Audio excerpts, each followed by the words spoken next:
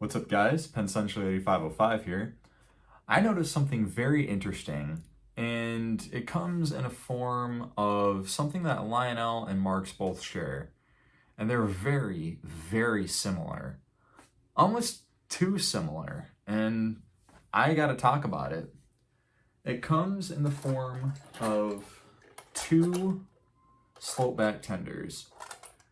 And I found that these are very, very similar, almost too similar. And I have a theory about this. So sit back, relax, and enjoy. This is going to be a good video.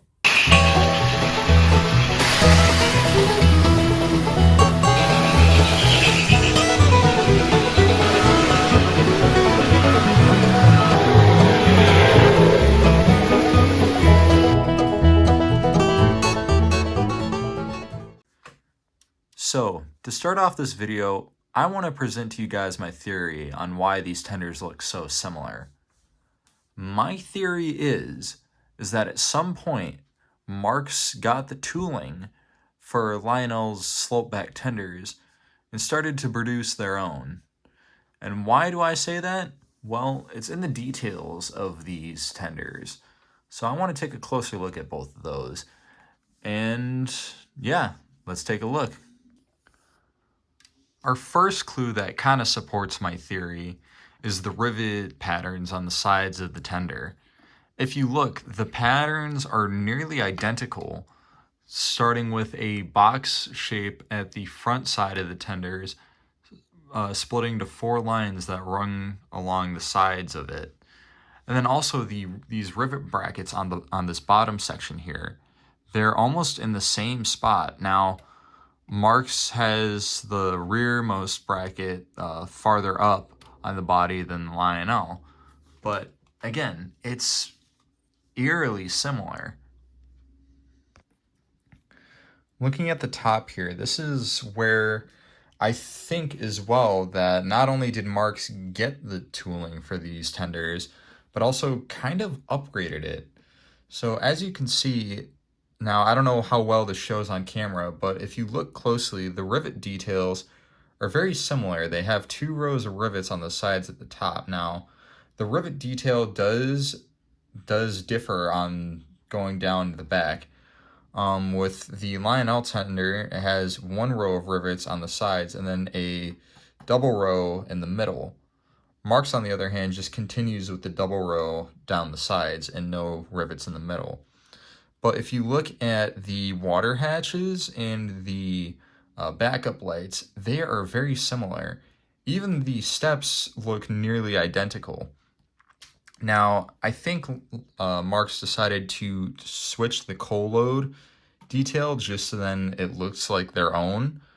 But yeah, again, the size even is nearly identical for these tenders. So again, kind of supports my theory of these being, or these deriving from the same tooling.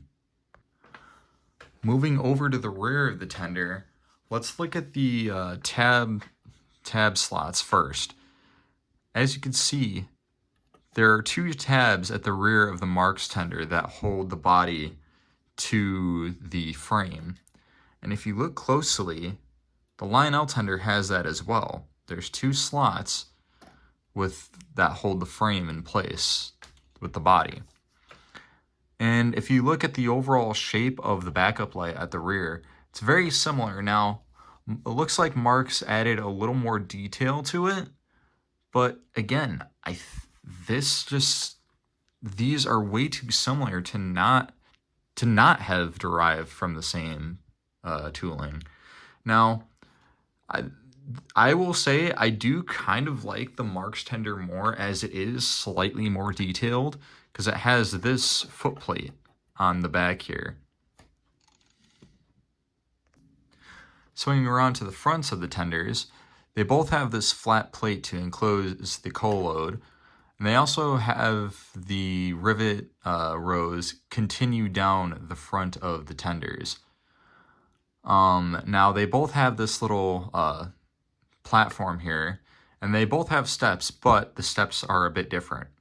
On the Marx tender, the ladders kind of contour out, while the Lionel tender has the steps just go straight down.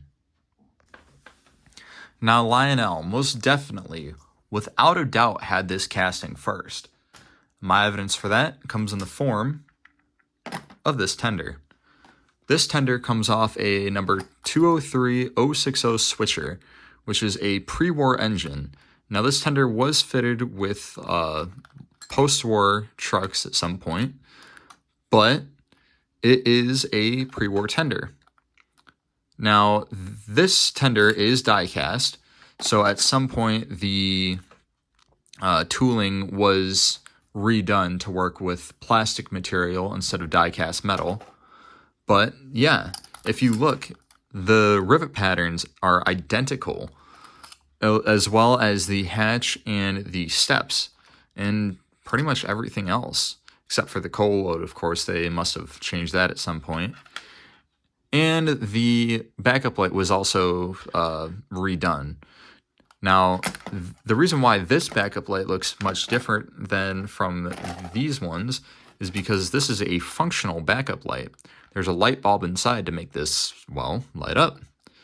So it definitely was changed so then they can make it cheaper to produce. But yeah. Now, how Marx acquired it, I don't know. But I have two theories on how they could have acquired it. Theory number one, which I think is the more plausible reason why, is maybe Marx wanted a slope-back tooling, and so they went to Lionel, and Lionel was like, yeah, we can help you out.